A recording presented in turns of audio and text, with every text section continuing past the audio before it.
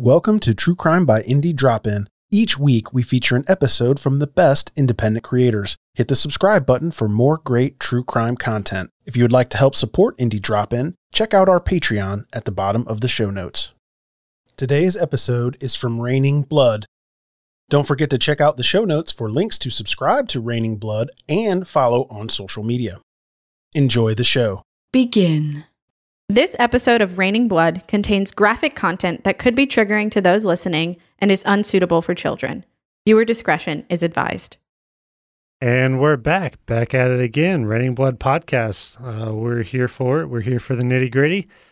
Today we have with us Kathy Kleiner. We've been looking forward to this for a couple of weeks now.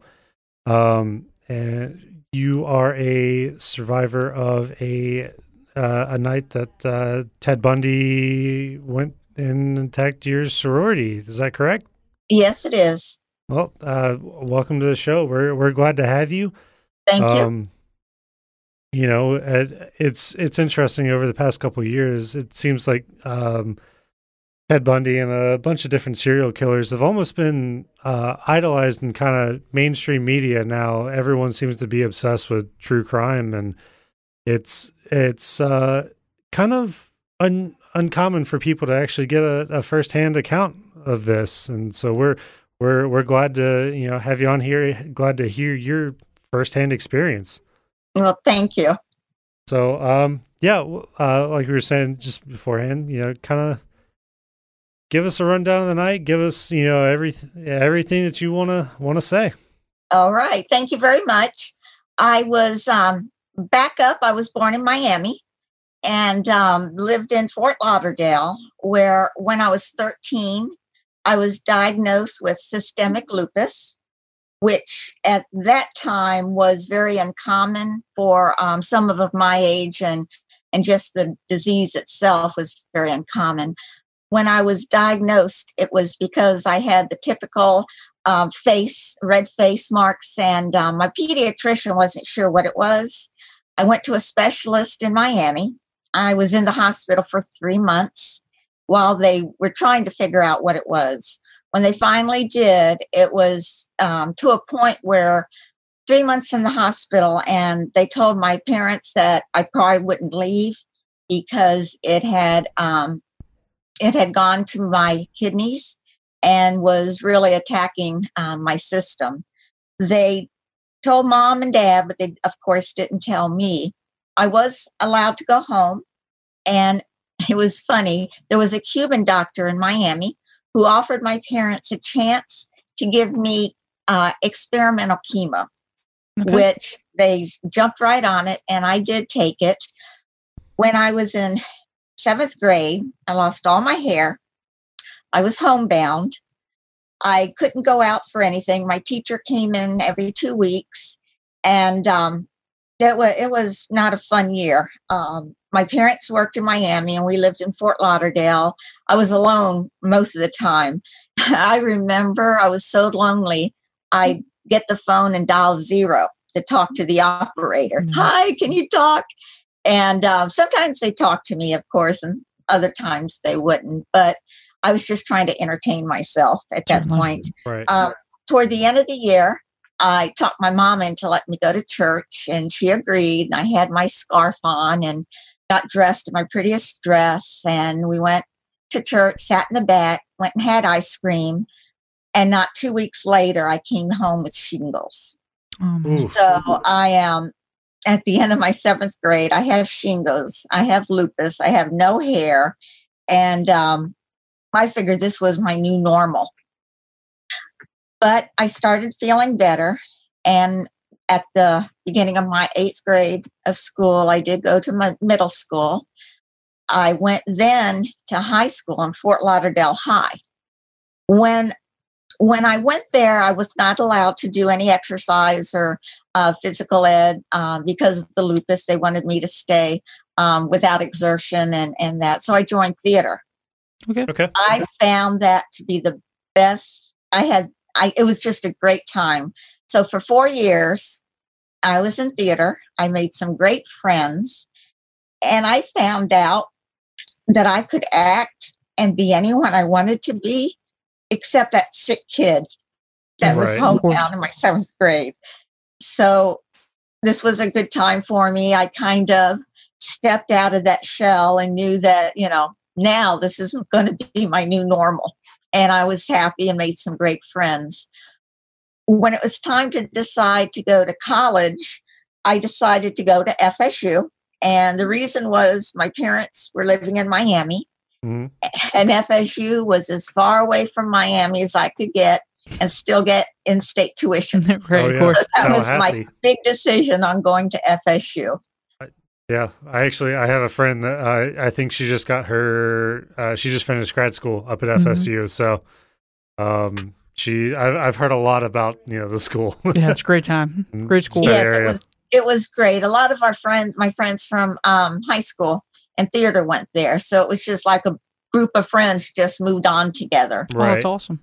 Yeah. So I started FSU in the fall of 76, and I rushed with the other girls, which is a time when women who are freshmen want to join a sorority. So we get all dressed up. It's a week long. We get dressed up and we go to the different sorority houses, and we have about 15 minutes and we talk to them and they talk to us. We leave to go to the next sorority. The sorority sisters think, well, is she going to fit in well? How would she do in the sorority? So it's kind of a time to interview each other. And by the end of the week, we decide what sorority we really like and want to join, while the sorority is doing the same thing. And if we wanted to join, myself, Kaio, and Kaio wanted me, then there was a good connection. But if I wanted Kaio and they didn't want me, then I would have no sorority to go to at that point. Right. So I pledged Kaio in the fall of 76. Okay. And what? So I guess there's always these stories about getting into the sororities, the hazing. Did you have to go through anything like that, or was it just? I mean, I know there's initiations. Yes, there is. I was a pledge during the fall of 76, and I was actually initiated in the spring of 77. Okay. So that's when I actually graduated to be a sister. And we'll just say that and keep all the other things a secret. Okay. Understandable. We'll let you imagine the rest. Yeah. So it was, we left school for the summer break in the summer of 77.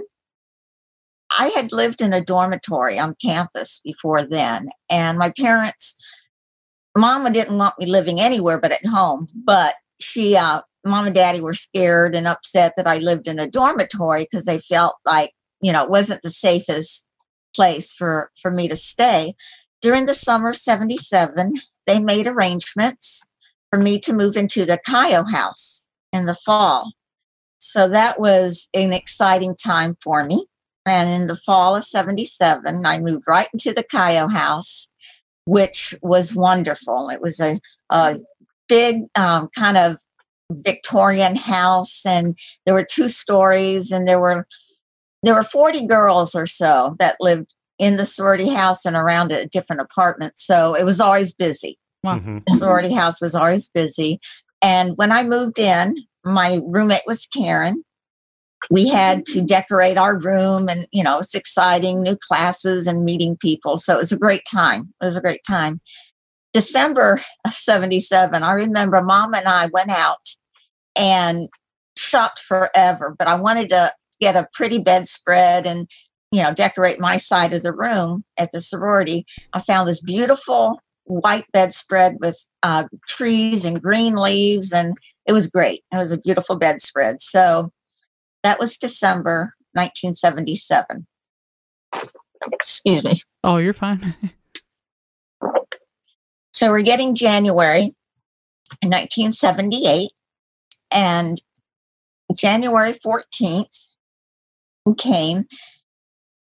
That was a Saturday. And I went to a wedding of a small chapel I had joined, the Wesley Foundation. I went to a wedding in the daytime, and then a group of us after reception said, well, let's all go out and let's, let's go to a movie or do something. So I said, okay. And we all went to our own homes to change. And the Wesley Foundation was about 2 blocks away from the Cayo house. So I just walked down the block, and on the way, I saw some of the sorority sisters, and we went into the house, and everyone was so excited. It was about 6:30, and they're saying, oh, we're going to movies, we're going to go shopping and on a date. And, we got all excited. And I went up to my room. My room was on the 2nd floor of the sorority and faced the back of the house. We actually looked out over the parking lot. When you walked into my room, the first thing you saw was a bank of windows in the very back wall. The whole wall were windows, and they were, it let in so much sunshine. And our curtains were always open because we had plants hanging from the curtain rods. Okay. So Awesome. Curtains always open. We change in the bedroom and in the bathroom. So as you walked into my bedroom, on each side of the door were dressers.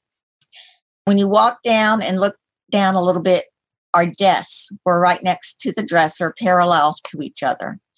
A couple feet past that was our twin beds. My twin bed was opposite of Karen's. It was a long line. My headboard then faced up against the beautiful bank of windows.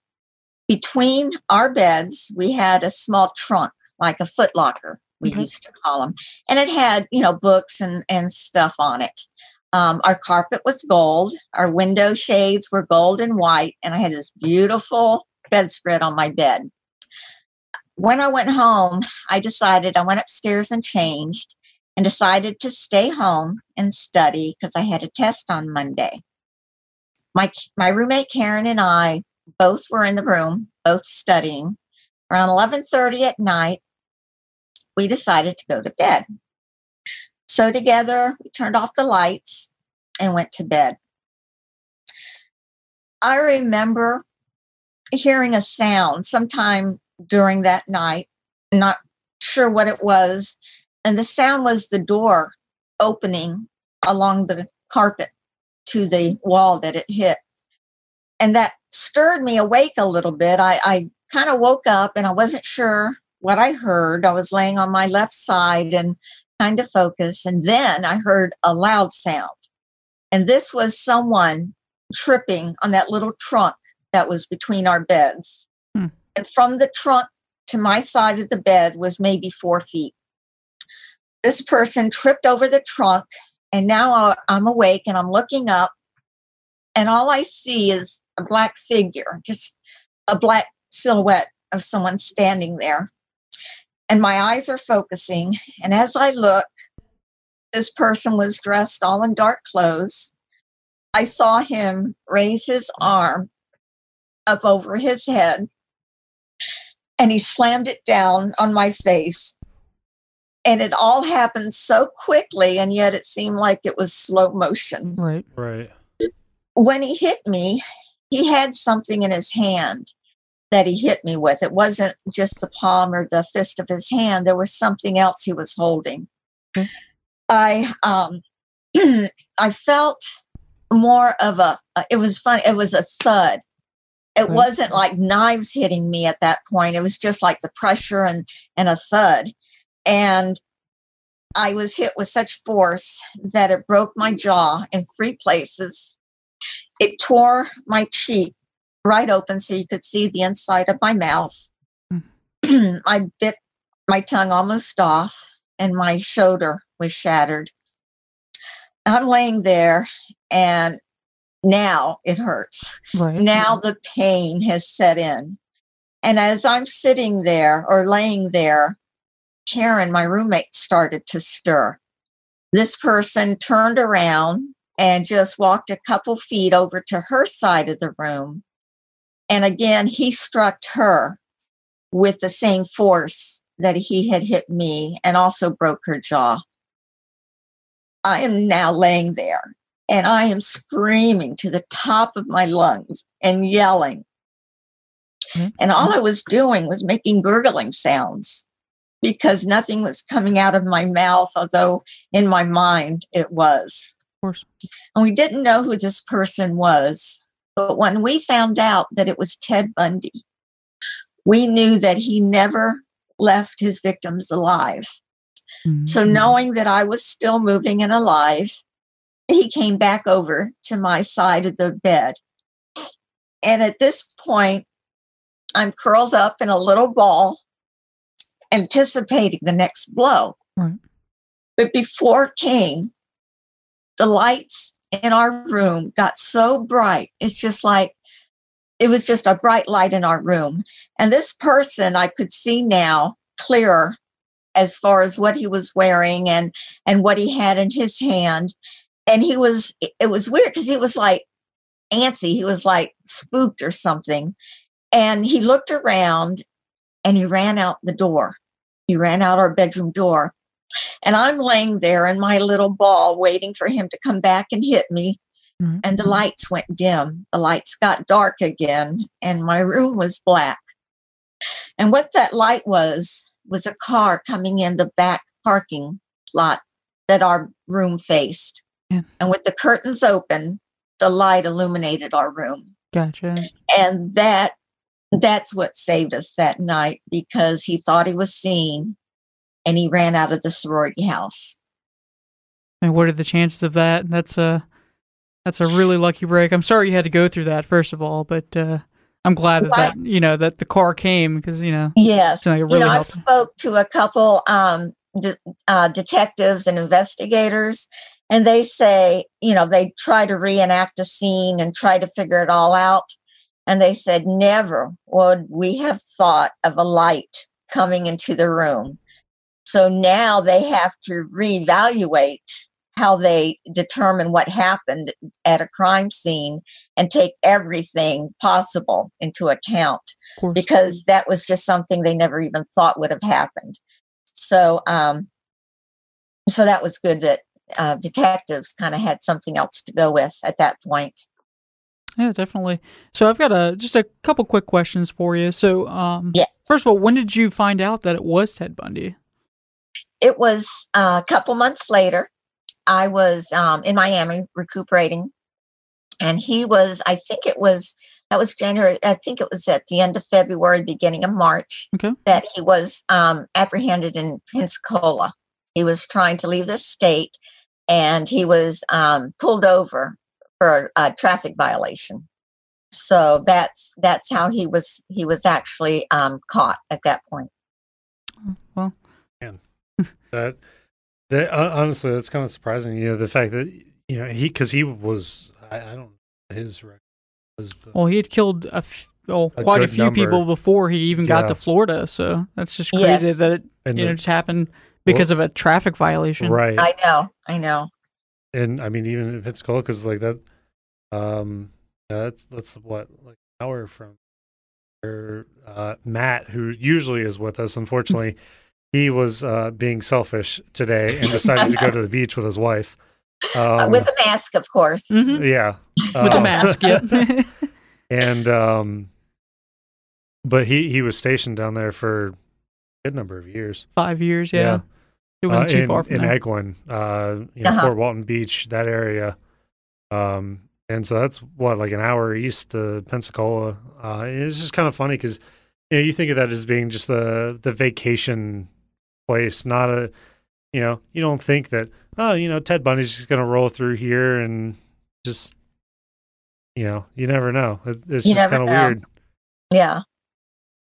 But I remember my parents after the attack, they were the ones that wanted me to go into the sorority house because they thought it was so much safer than living in the dormitory.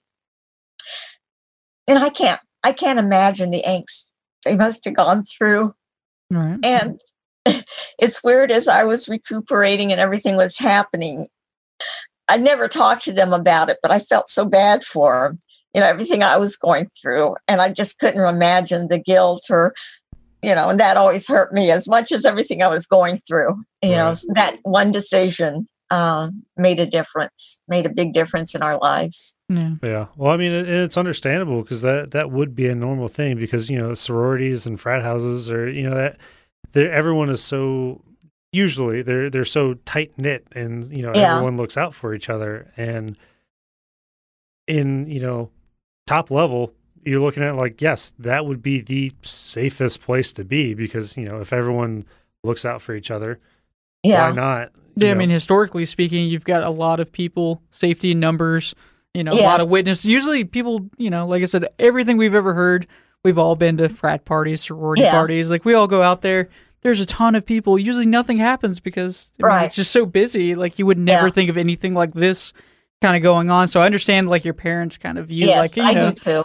Like, dorms, especially sometimes, depending on where you are on campus, they can be a little sketchy. I know my friend Sean, he was at North Carolina State, and he was kind of in the back in, like, a warehouse kind of looking building, and I was like, this doesn't seem very safe. I was like, the sorority house seems a much better place for you to be. Yeah, you'd think. Yeah, you would think, of course. Well, but of course, you can just never know these things, So, I mean, I definitely understand how your parents could, feel bad about it, but, it's one of those crazy, unfortunate things. And like I said, I'm sorry that happened to you, but I couldn't imagine what they were going through.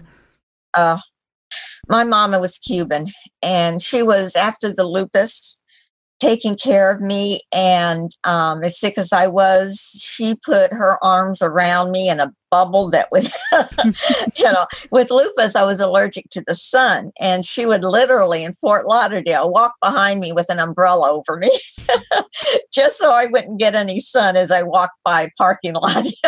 So she was very protective of me. And I loved it. I mean, I loved it. But she was, at that age, she was overprotective as far as I was concerned. But what parent her is love, her love really helped me get through the time I needed to heal. Yeah, of course. So I've got another question. So as far as Ted Bundy goes, I mean, like we kind of touched on earlier, there's almost this romanticization of it kind of going on. There's movies with Zac Efron with him in it. Like, how does that make you feel kind of seeing that coming out and kind of multimedia, large, kind of this whole spiel going on now? I started reading as much as I could to find out about who Ted Bundy was. The first book I read was A Stranger Beside Me by Anne Rule. She actually was sitting in the gallery every day during the testimony and the trial of Ted Bundy in Miami. She was there every day. I read her book, and it was important to me to know that this thing that stood in front of me with his arm up and that hit me was a man. It was something besides evil. Right. There was something else, that he was flesh and blood. And I wanted to learn. I wanted to know how the two were put together. And I found that Bundy was so manipulative and just put a clown face over his head that he wanted people to see. He was so easy at being the trickster that, he was the student. He was everything perfect, and yet at night he'd turn around and he could kill these women and mutilate them. And the next day, get dressed again and put that face on and go back and go to work and be normal as he portrayed to be. And I found that fascinating, because to me, it just kind of helped me put things together. And I could put a man and a monster in one place and know that's what attacked me. That's the thing that attacked me, and it helped heal me. So I've read as much as I could, over the years. I've watched the movies, and I think the fascination for Bundy was one of his trial was the first one that had been so media covered, that cameras were in the courtroom and everyone got to see him. And to some people, he was, the boy next door, the cute, dark-haired, pretty-eyed boy. And, how could that be a serial killer? We would think of them as, horny ears and look like that. That's what a serial killer looks like. Right. So I think the fascination came to that he looked like everyone else. And Right. then he wasn't. He was so opposite from everyone else. So I think that's where a lot of the attraction for him came from. Definitely. So, I mean, as far as going through that, kind of surviving all that, like, what was that recovery process like? Like, you know, obviously that's something that definitely sticks with you. Like, how did you kind of help get over that, if you could? I'm not sure if you can, really, honestly. I've tried. Yeah.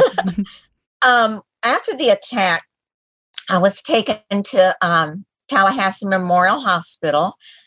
I was operated on where they wired my mouth shut and they stitched my cheek together as best they could. I was in the hospital for about a week, after which I was flown home to Miami. And my mom and my sister, my aunt, we were all together with my daddy. We flew home to Miami. And it was at that time that all people went away. It was just like our little nucleus of a family. Mm-hmm. However, there was a policeman at my front door, and there was a policeman across the street in an unmarked car. They didn't know who had done this. They were protecting me as best as they could, which was wonderful. And in Miami, I remember Mama used to open the front door and have cookies and lemonade and take it out to the officer that was sitting there and walk across the street and hand it to the one in the car. And she was just so proud that her baby was taken care of and the police were watching out for us. So that was an important time for her. When I got back to Miami, about 3 weeks afterwards, I went to an oral surgeon. My teeth had not been aligned correctly when they were wired shut. I had to have my jaw rebroken. And this is after 3 weeks of it healing. Ooh. When they rebroke it, they actually had to put pins in my joints to align the jaw correctly. My chin was so badly shattered that they wrapped wire around it for the bone to grow around. That put me 3 weeks behind in healing. So for 9 weeks longer, I had to have my mouth wired shut. And the only nourishment I could get was through a straw, through the teeth that now Bundy had moved around so much, I had spaces. So that's the only nourishment I could get. And it seemed like a long 9 weeks for recuperating that way and staying at home. And Mama wouldn't let me watch the news coverage because it was all about Bundy and everything. And she didn't want me to get overwhelmed with everything. So I remembered I watched a lot of soap operas during that time. And so it was the way Mama was helping me cope with everything. Yeah. I actually still have TMJ. I have it so bad that every couple of years, I still have to have surgery. I had surgery 2 years ago. And so I don't think this will ever go away. This is something that is part of me now. I have TMJ, and it's because Ted Bundy attacked me, but I don't always go there. I just know I have TMJ because it hurts, and so it's not something I think about it often, but that is definitely why I have it so bad. I mean, totally makes sense. Yeah, I mean, even just God, I can't even imagine waking up to just have that situation go on in front of me. I mean, everyone likes to think that they wake up home intruder, like they know exactly what to do. And honestly, I mean, because I've woken up in the middle of the night and half the time I don't even know, I don't remember where I am. Like, I'm like, huh? Wait, what? And, whose room am I in? Yeah, and it's just like you're so out of it.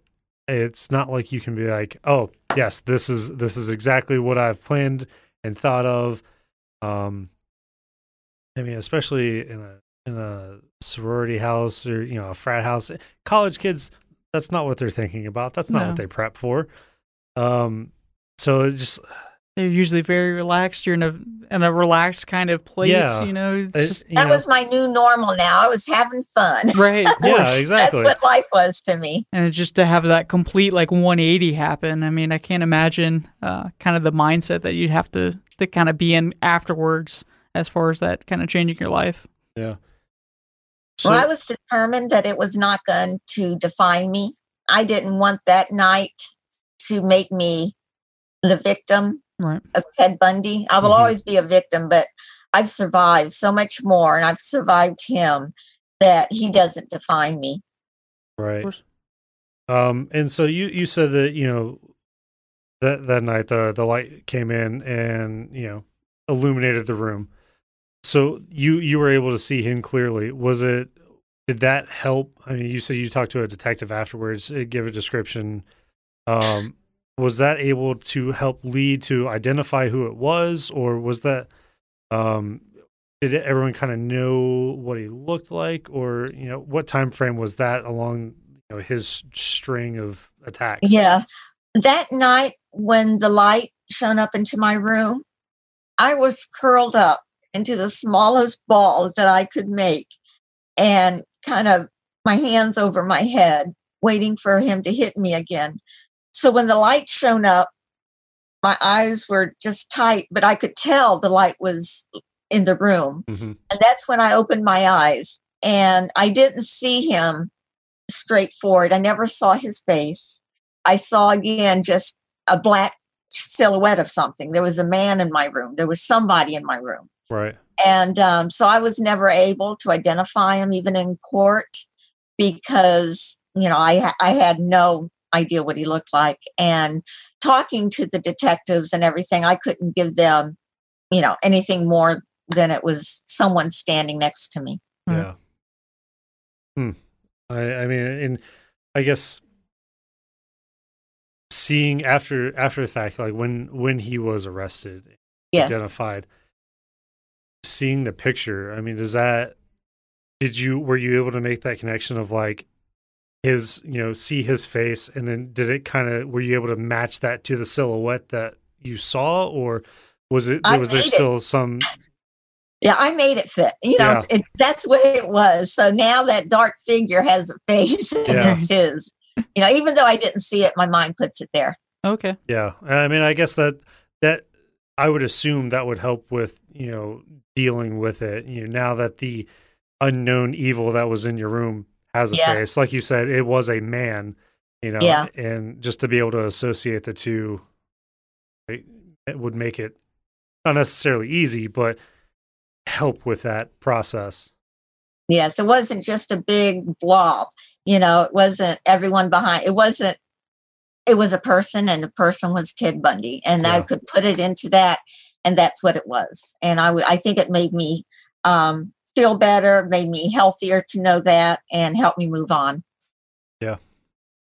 Well, you know, and good on you, because there's a lot of people that would hold on to that and they wouldn't move on. You know, they would hold on to that shadowy figure that's always in the back of their mind, and, you know, they will have to let go of that.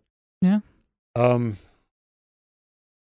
Man, there's processing that and just like thinking of like it's such a strong story. It's just like, oh man, I don't even know what to ask anymore. It's just, you know, it kind of hits you so hard there. It's just trying to get through all that kind of information. Like I said, thank you for sharing with us, for sure. I know that must be a little tough. I mean, it's definitely a hard thing to go through, and obviously still kind of dealing with that. Well, as I give my story, as I let it out and talk about it, it actually helps heal me, because I feel that it's like an onion with layers, and, you know, obviously it still affects me, but it's also a healing time for me. Yeah. I know we do actually do a series where we call it Beer with the Vet. So we deal with a lot of veterans that have PTSD, and they do say that talking to us, kind of telling us what their experience was, kind of, you know, that there's other people kind of going through something similar. Maybe it's not exactly the same, but just talking about that really kind of lifts something off of you. Like, it's not physically, but just that mental load that you're kind of carrying. So like I said, we do appreciate you speaking with us, and we definitely understand how talking about it can kind of be a healing part of it. Yeah. All right, Josh, got any other questions? I mean, I probably have a ton of questions, but as of right now, it's kind of just working through processing just all of it. And I guess, one last thing. After all of this has happened, is there anything that you would go as far as personal protection, anything that you would say, or anyone that may have dealt with something similar, not necessarily to the scale of Ted Bundy, but anyone that has suffered an attack like this, anything that you would suggest to, how to process, how to deal with it, move past it, anything that you would suggest? I found that after the attack, I was, my jaw was opened up, and I was in the state of mind that still I didn't know who had done this. And it could have been anybody. Mm-hmm. And I know it was a man. And this was very uncomfortable for me. It wasn't something I couldn't live with myself. It was just something that really bothered me. I went to work at a lumber yard in Miami. And this was a couple weeks after my jaw was unwired. And I figured if I go there and work, I'll see the most men I can see in a quick amount of time. I worked behind the register, and I would see a lot of men come in. I think there was one guy who kind of freaked me out a little bit, and I slid under the register, and someone behind the desk took the sale. And then I was okay. And then I didn't need it anymore. Not all these guys, I don't have to be afraid of them. And there were a lot of cute guys that go to lumber yards. So that was very healing for me. I guess I put it in my face, and, it wasn't anything I had to keep worrying about. So I overcame that in a short amount of time. I feel that the way I've presented myself in front of an obstacle is to look at it and figure out how to go around it, because nothing's going to put me, I feel, in a box, and I'm not going to cower down to anything. With lupus, I was told not to have children. That was another thing that they suggested, like the sun and activity was not something I should be doing. My son is now 38. He's wonderful, healthy. I have 2 grandchildren by him. So it is, I live my life. I live life on. And since I was attacked, I've also been diagnosed. I had breast cancer. I had stage 2 breast cancer with a radical mastectomy and chemo again. And I said, God, anything but chemo. I couldn't, I said, to lose my hair again, it just, it wasn't fair. And I had chemo for 9 months. And every time I went to the clinic, and I said, I have 1 chemo.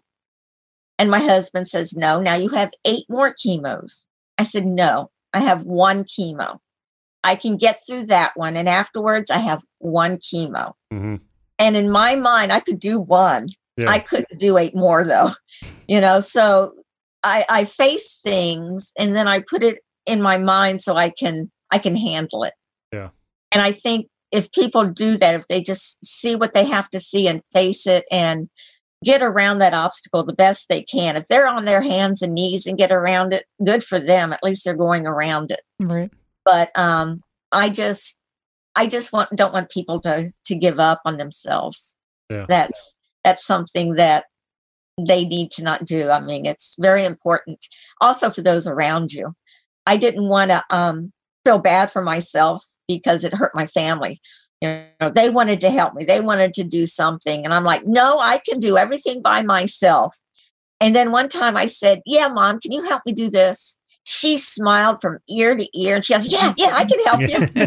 And it occurred to me that those around you don't know what to do. And if you give them something to do, it makes them feel good, and they're there to help you. So let them, give them something to help you with, because they're going through something also. Yeah. And so that has helped me. Even now, when my husband says, "Can I help you with something?" I'm like, yeah, do the dishes. So I'm always using that. If someone wants to help you in your way, let them. Yeah. Well, no, and that's, that's a lot of thing. That's a good thing for a lot of people to know. People are in your life, and those that stick around, they're there for a reason. If they're there for you, they'll help you through a lot. So yes, you just have to tell them and ask them. yeah, That's make them feel good for being there. So, alrighty. Well, you have any other questions? No, I don't. I like I said, we really appreciate your time. We appreciate you telling us your story. Incredible story, by the way. I hope everything's kind of going well as far as hopefully the breast cancer is all taken care of. Hopefully Everything's lupus is okay. wonderful. Perfect. Everything's wonderful. We'll Live see. here and happy and wearing my mask and Yep. having fun. I'll say corona free, hopefully. Yeah. Yes, Didn't go through all of definitely. that to be taken out by Corona. Right, So, I know. Yeah, I know. I'm not going there. That would be a travesty. yeah. But Yes. no, Kathy, like I said, we just appreciate it. We'd love to have you again sometime. And then hopefully just stay in touch. If you ever need anything, Yeah. we're always here. Thank you so much for inviting me. Oh, no Yep. problem. You have a great day. Thank you. You Take too. care. God Thanks. bless. Okay, bye. Thanks to Raining Blood for the amazing episode. Check out the links in the show notes to subscribe. Thanks again for listening to True Crime by Indie Drop-In. If you would like your show featured, reach out to us at Indie Drop-In on all social media or go to indiedropin.com. See you next time.